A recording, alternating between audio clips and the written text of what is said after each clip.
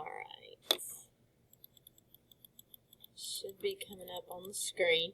Some of the stuff that are in these notes we have already done because I introduced tangent with the unit circle, and I don't think Mr. Passwater really did tangent with the unit circle, so some of this is review, maybe even most of it. We didn't look at the graphs of tangent for sure. We know tangent is sine over cosine. Tangent is also m. What does m stand for in that? It's slope. So it's the slope of the terminal ray, which would just be, the terminal ray is just this ray of the angle that's not on the x-axis. And slope can also be defined as y coordinate over x, or tangent can also be defined as y coordinate over x coordinate. So there are several ways we can think about looking at tangent. So today we're going to kind of take that and look at what the graph of tangent is going to look like. And the graph of tangent is going to be a periodic function, and it looks kind of crazy. So think of tangent as being the slope of this terminal ray. Right here, if I have this angle, 0 degrees, it's not even really an angle, right? It's just like a line. The slope of that line is 0. Horizontal line has a slope of 0. So then, as my angle increases, my slope is going to increase, right? Here.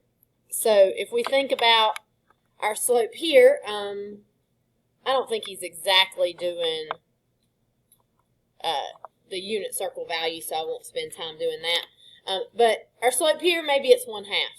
Our slope here looks like it's probably 1, right? Like up 1 over 1. Our slope here is steeper than that. Maybe it's 2. Our slope here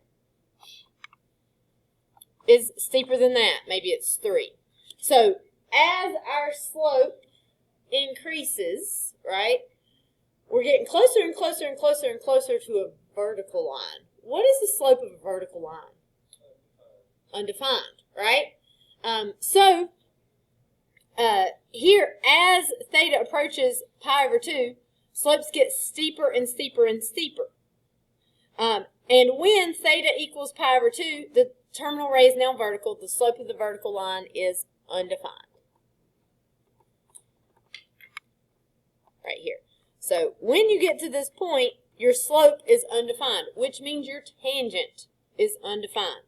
You can also think of the unit circle. The coordinates of this point right here are 1, 0. So tangent of pi over 2 would equal y. It'd help if I used the right point, wouldn't it?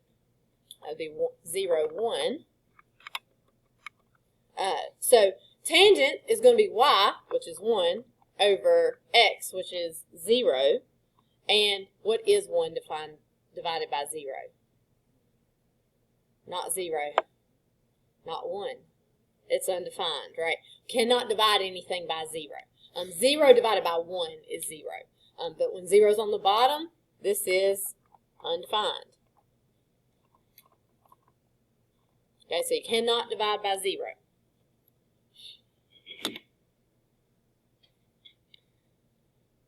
So, when we see this happening, the limit as x approaches pi over 2 from the left, from values lower than it, is going to approach either it's going to approach positive infinity because that slope is getting steeper and steeper and steeper and steeper, right? It might be 3, and then it's 4, and then it's 5, and then it's 6, and then it's 1,000, and then it's 1,000,000, and eventually it has to be undefined. So between pi over 2 and pi, let's think about the slope of this line. The slope of this line is a very steep negative number, right? Like let's just make up some numbers. Maybe this is -5 right here because it's very steep, but it's also a decreasing line, so it's negative. So if that is -5, what would this next one here be? What would be a good guess for that? -3. Still steep, but less steep than the one before. This one, it looks like it's like right there at the like 3 pi over 4. So this one looks like it's probably negative 1. And then this looks like it's probably maybe negative 1/2. And then we're back to 0. So we go from very, very steep. Now I used a negative 5, but you know, if you made that line even steeper, almost vertical, it could be negative 100, negative 1,000, negative 1,000,000, right? So we go from negative infinity back to 0 for that.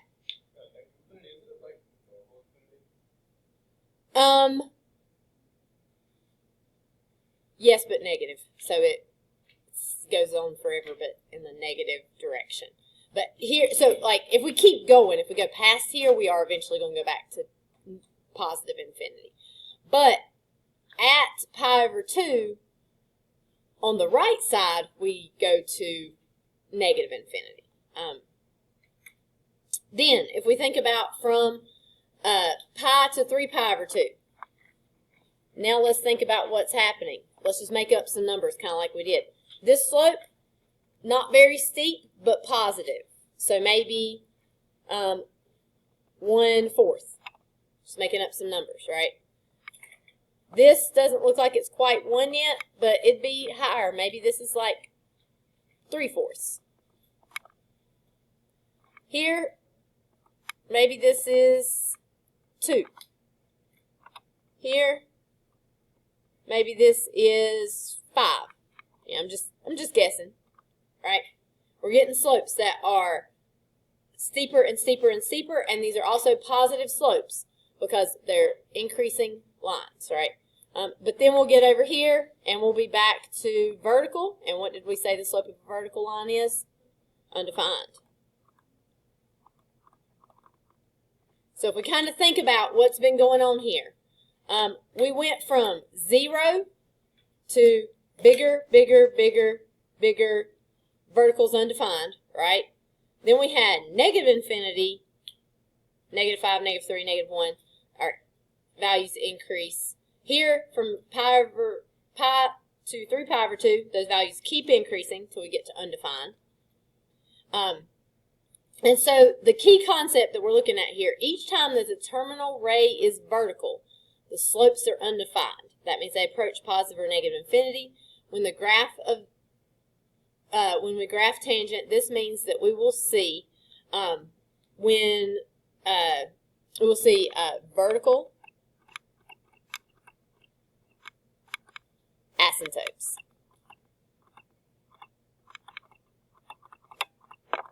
When theta equals pi over 2 and theta equals 3 pi over 2. And then that would continue. It's each half turn around the circle will create another vertical asymptote. So this is what the graph of tangent looks like. Here. I think I put your notes there on your desk for you, Will. The band sounded good. All right, so tangent is going to have some different features, okay? First of all, tangent's not really going to have an amplitude, right? Because amplitude is midline to highest point.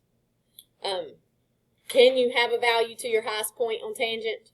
You cannot, because these go up forever, ever, right? Like, they're not drawn, but you got little arrows right here and right here, right here, right here. Right. These continue up forever and down forever. So you can't really have amplitude for tangent. But you do still have A is your vertical expansion. So you can stretch it out. It'll make it look sort of like longer and skinnier. But you cannot have what we call an amplitude like we do for sine and cosine. The big, big, big difference here, the big difference is that your period of your function is pi divided, oh gosh, it's moving on me, is pi divided by b. Because if we look at this graph, we can see that, like, if we start at 0 like we often do. We start right here at 0 and we trace the graph. We got this piece and then it jumps over here and then we're back to that point where we started and it starts to repeat, right? So the period of tangent is just pi, not 2 pi. So that means, like when we do sine and cosine graphs, we have to do 2 pi divided by b to find the period. For tangent, it's just going to be pi divided by b. Negative c is still your horizontal shift. And d is going to be vertical translations. You still kind of have a midline for this. I don't know if they call it a midline, honestly. But you kind of have a midline because if you look at like these middle points here, you can see that that kind of goes through the middle of the graph. It's not as easy to identify as it is on sine and cosine graphs where you have maximums and minimums there. Yes? Is there a specific reason that the period is pi over b, or is it just like that? The reason that it's pi instead of 2 pi is because where sine equals y over x, the signs start to cancel each other out, right? So, like, when you're thinking about tangent here, on your unit circle, you have positive slopes here from 0 to pi, and then you have negative slopes from in that second quadrant. But where tangent is y over x, in that third quadrant, you have negative, negative, right? And when we do a negative divided by a negative for that, our y value is negative and our x value is negative. Your brother's just wandering the halls, isn't he? So we've got negative over negative switches it back to positive, where that doesn't happen with sine and cosine until you get all the way around the circle for your values. So it switches back, like, because those signs start to cancel each other out there. So we're going to have some questions about the graphs, and then we're going to have questions about just finding tangent, which we'll do from the unit circle. So if we look at this problem, I'm actually going to zoom back out a little bit because you can't hardly see the graph and the question at the same time. So this gives us a portion of the function shown above. Can be written as a tangent bx plus d, where a, b, and d are constants. Find the values of a, b, and d. So like I said, midline's a little harder to find here, but whenever we've got like our vertical asymptotes right here, you want to find the spot halfway between your vertical asymptotes. That's right here, and here, and here. And so here, my vertical asymptote, my d, my horizontal shift, is just right there at the x-axis, and vertical shift is right there at the x-axis. I have not shifted up or down any for this. So d is going to be 0. Okay. Now the period of the function is how long it takes the graph to repeat. You can look at the distance between asymptotes. The only thing is I've got to go from negative pi over 4 to positive pi over 4. So you are going to have to deal with those fractions. Or we can do like we've been doing. We could start at 0, even though it's a little, like it's halfway between the graph. So if I start at 0 and I trace this graph until that graph gets back to where it started, right? Then that is a distance of pi over 2.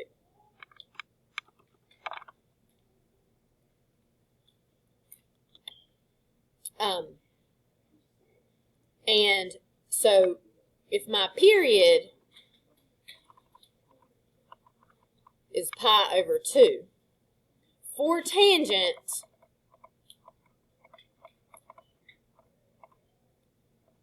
that period just equals pi over the b value, right? So you can probably see from this without even having to set up an equation, what does the b value have to be here? 2, right?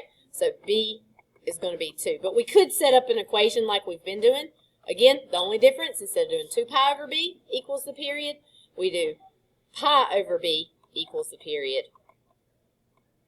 We can cross multiply b times pi equals 2 pi, and we divide by the pi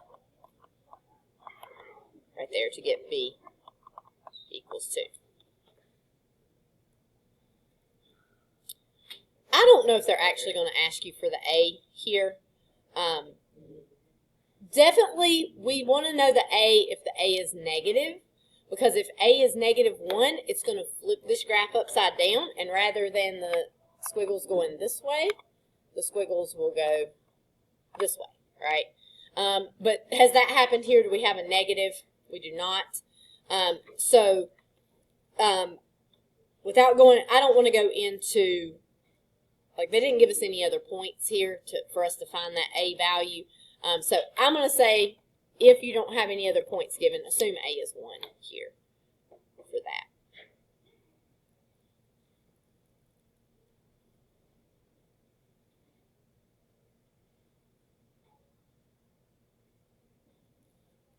Okay, questions? Yeah, so the amplitude is just like kind of how far away, like half of the length is. I don't know how to describe it. Kind of. Yeah, I mean, I guess we could look at it that way. That would work, actually, because that would sort of be like pi over 4 on the unit circle, although our period's been squished in right here. And the tangent of pi over 4 is 1. So that's probably a good way to look at it. If that, like, half of a half, that quarter of the way through is at 1, then that's your amplitude there. I don't think they're going to give that to you without giving you, like, other specific points to find out, or, like, different graphs to compare for that. So, but that's a good way to look at it there. All right, so for number 2, we are asked for the period of h. This should be a very straightforward problem, because to find the period when we're dealing with tangents, we do pi divided by the b value. What is the b value for this one? 2. So we just get pi over 2. That'll be our answer for that.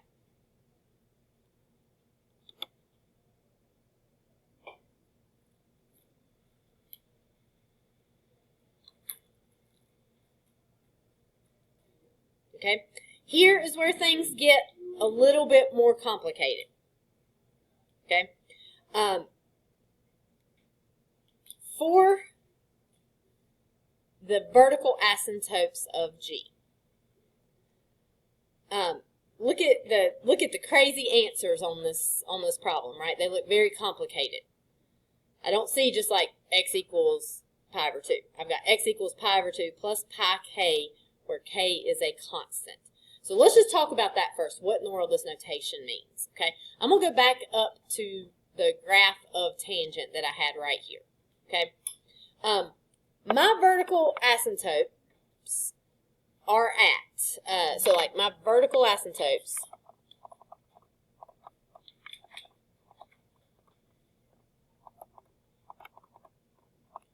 are at x equals, let's start over here. I got x equals negative 3 pi over 2. I've got x equals negative pi over 2. I've got x equals positive pi over 2. And I've got x equals positive 3 pi over 2. But is this all of them? It's all of them I see on this graph, but is it all of them for this whole entire function? These just keep on going forever and ever and ever, right? There's an infinite number of vertical asymptotes for this graph. So, of course, mathematicians always look for a way to represent that in the most concise way possible, because we can't list them all, right? They're infinite. So, what we can do is we can pick one of these vertical asymptotes. It does not matter which one, but I usually pick the first positive one, and so do most of the answer choices, right?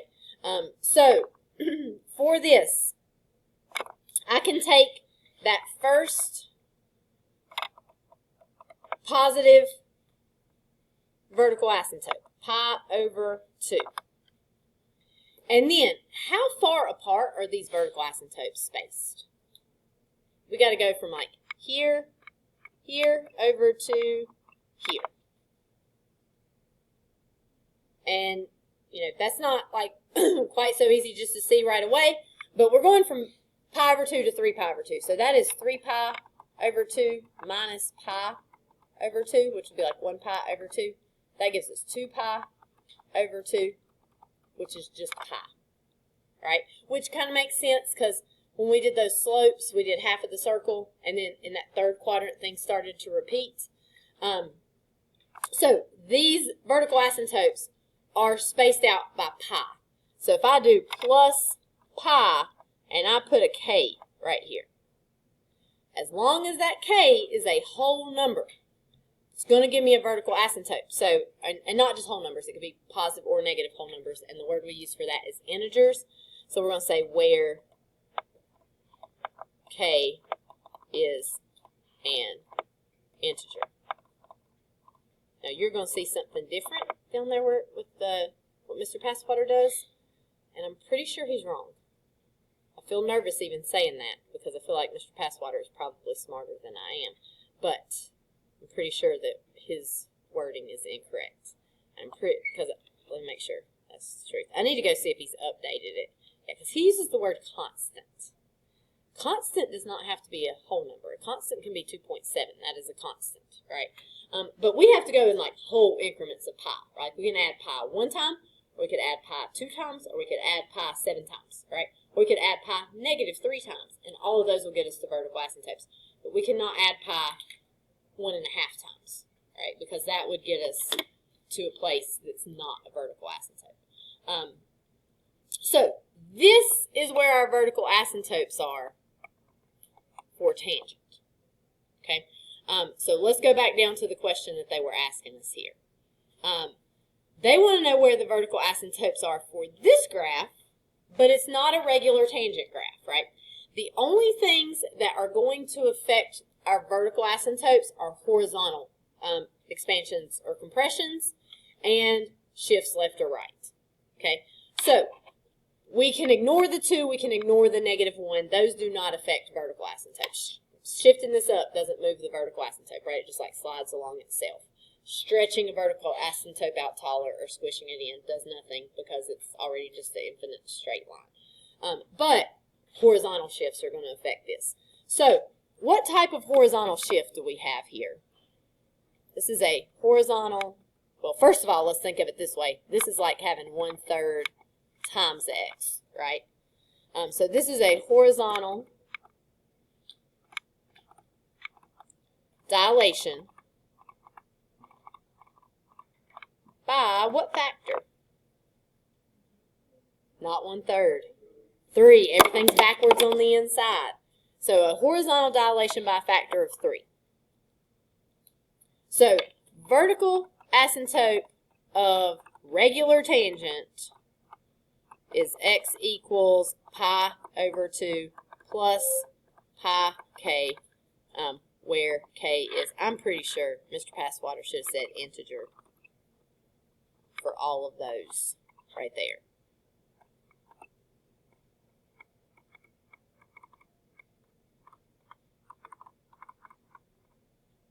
Okay, so if we have a horizontal dilation by a factor of 3, this stretches everything out. So this is just regular tangent. So A's wrong because we got a horizontal expansion, right? So A is definitely wrong. What we can do here is we can take our normal horizontal asymptotes right here, and we're expanding by a factor of 3, so we can multiply by 3. So we're going to multiply by 3, and when you do that, you have to distribute your 3 to both things here, right? And so when you do that, you will get x equals 3 pi over 2 plus 3 pi k, still where k is an integer. And thankfully that is answer choice C. That's going to be our answer. So if you always start from that pi over 2 plus pi k and just apply whatever expansion or compression that you have to that value, that's going to give you your vertical asymptotes. Okay, questions there? All right. Okay. This one, ask us for which one of these could be the equation for the graph above. So I'm going to start with midline because I can see I have differences on my midline for my answer choices. So look at your vertical asymptotes. We've got one here and here. Find the point halfway between. That's here, right? Vertical asymptotes, halfway between is here. Vertical asymptotes, halfway between is here. So right here is my midline of the graph. And that is at -2. So that means it's either A or C. We can throw out B and D. Okay. Then I need to think of the period of this function. Okay. So I still like to start at 0 even on tangent. So if I start right here where x equals 0 and I trace this graph, there's the positive part. Here's the negative part. I'm back to where I started. That is a period of 2 pi. So my period is 2 pi. For tangent, period equals pi over my b value.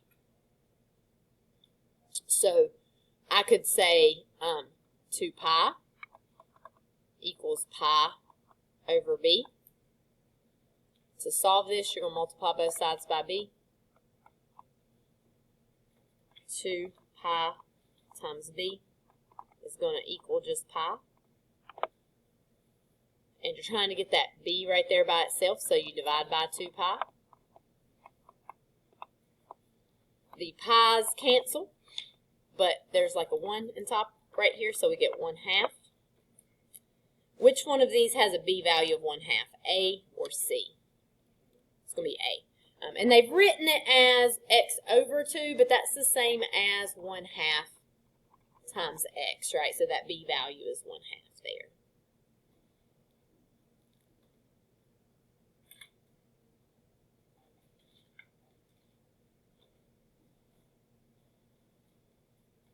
Okay, questions here?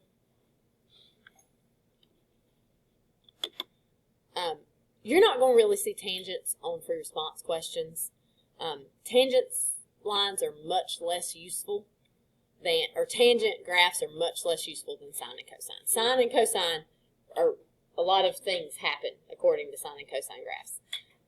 I've not seen a lot of application problems with graphs of tangent, but they tell us that we need to do them here. So there might be. I just am unaware. And so we're not going to do every one of these because you're going to get some practice on the unit circle, on your worksheet that you're going to do for me, and I want you to have some time for that in class. But if we were looking at the unit circle, I'm just going to pull up a picture of the unit circle. You need to have it memorized at this point, right? So on this test as well, I will give you a blank unit circle, but like on any quiz or test we do from here on out, you won't get the actual unit circle. Well, let me show you what I do, and then we'll pull it up just so it's easier and I don't have to do it every time. If I am doing these problems, this will really help you memorize the unit circle better.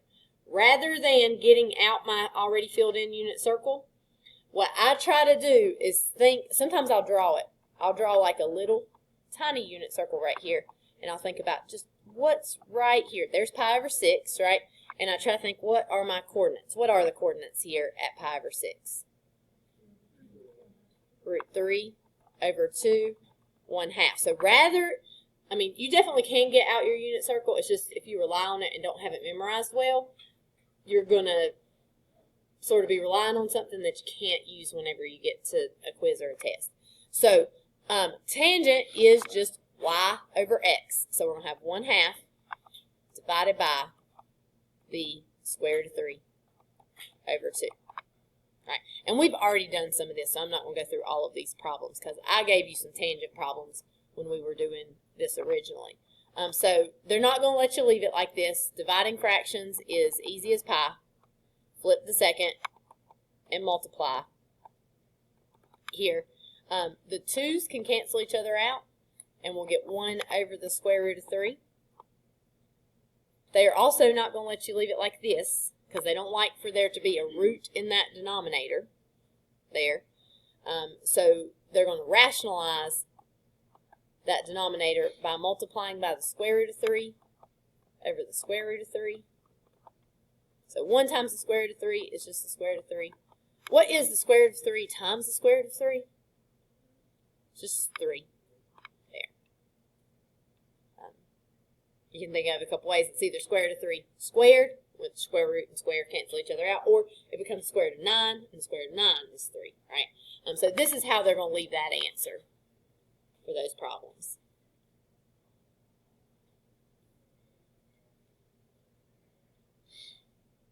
Okay, just to pick out a couple more that are important to get us a little bit more practice. Tangent of pi over 4 is a very important one, because at pi over 4, what are my coordinates? Root 2 over 2 and root 2 over 2. So for tangent, I would do square root of 2 over 2 divided by square root of 2 over 2. And you can certainly do like I did on the last problem. Dividing fractions, easy as pie, flip second, multiply, rationalize, do whatever. But what is something divided by itself? Just 1, so you get a positive 1 right here.